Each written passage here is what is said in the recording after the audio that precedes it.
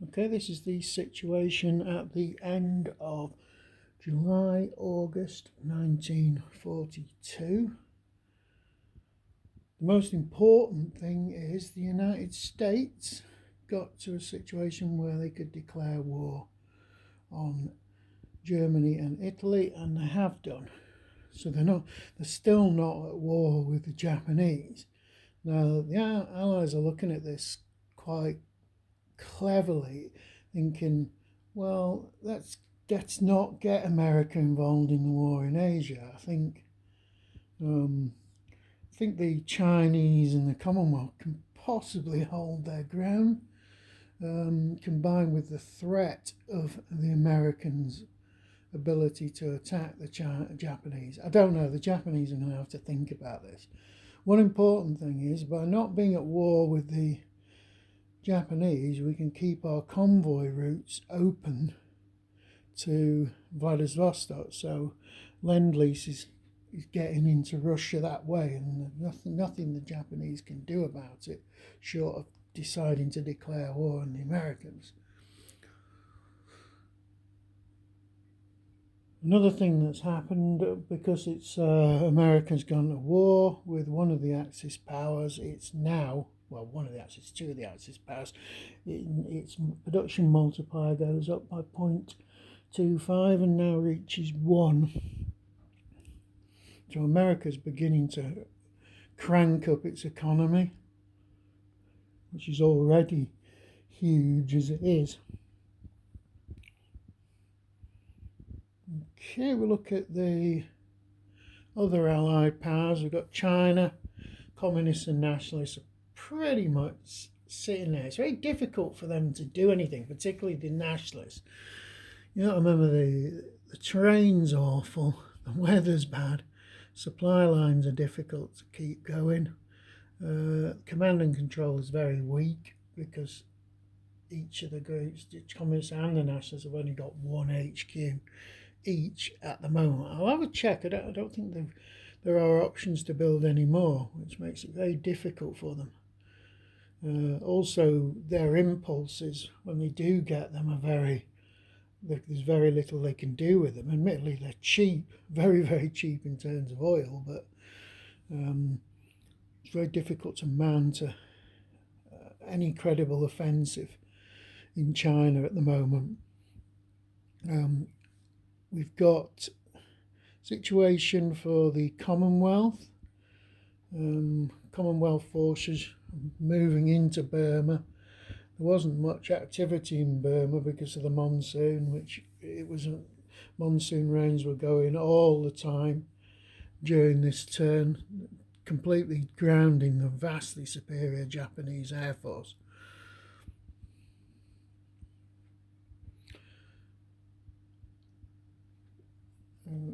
Since we're covering East Asia at the moment, we'll just do Japan before we can flip over to look at Commonwealth in Europe.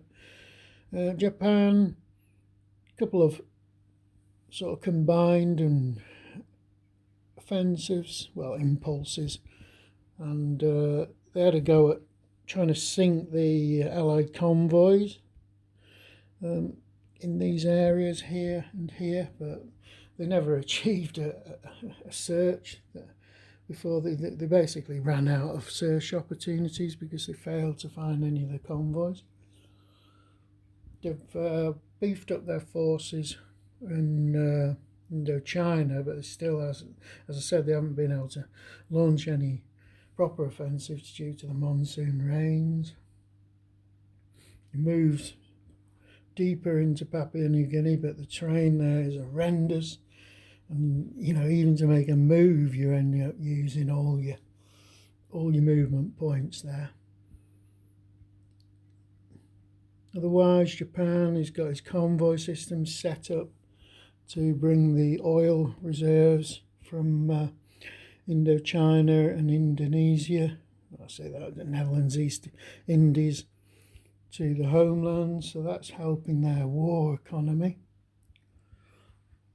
Situation up in Manchuria is both sides are stepping up their garrison markers just to maintain that peace, because Russia and Japan have a peace treaty at the moment. We go back to the Commonwealth. Commonwealth activity in the Mediterranean's been fairly limited. The Commonwealth ships are where the Italian ships aren't. The Commonwealth subs have made sure that the Italian convoys can't operate in the Italian coastal area. There was a battle between a British fleet with carriers and battleships against a Italian fleet, well, against the entire Italian fleet. Both sides lost a battleship, and I think they both had a couple of cruisers damaged, so it was fairly equal, but that was due to the Commonwealth having fantastic rolls, so they decided to abort and not fight a second round. We've had up in the sort of Atlantic area, the Germans did have a go at the convoys, but the only sub was damaged there. They've got subs over here, which there were no convoys to attack. They did manage to disperse most of the convoys running to Murmansk there, which is a bit of a problem. The Commonwealth launched their first successful bombing offensive against the factories in the rear, and they managed to inflict one production point loss there, but they could have done more. Well, I say production point, build points. In terms of Italy have been able to reinforce their situation in the Mediterranean, in Libya. As I said, they had a naval battle which was already been described with the British. They've got some Italian units up on the Eastern Front, but they haven't really done much. They'll probably be just there to plug holes, to be quite honest. If we look at Germany and Russia, the Germans have managed to make a couple of breakthroughs again, but both times Russia have been able to snip the breakthroughs off and destroy them. And although the Russians are still trading ground for time, they're trading less and less ground.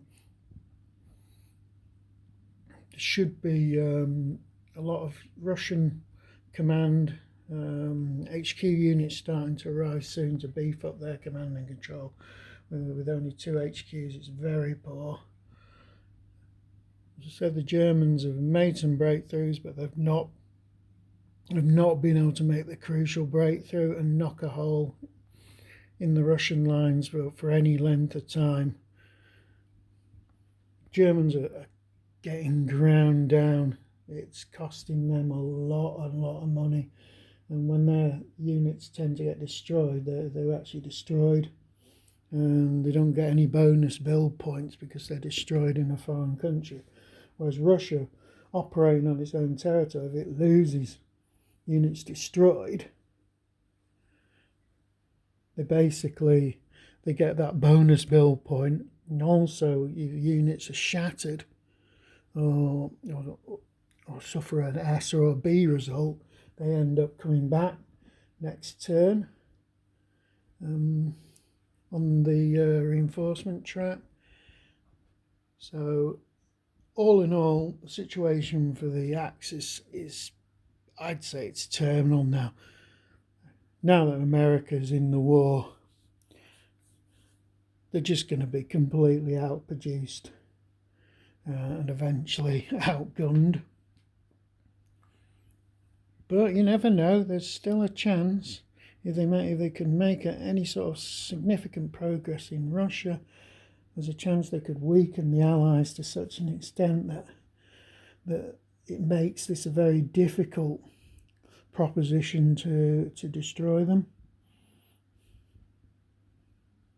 Okay, that's it for the turn summary.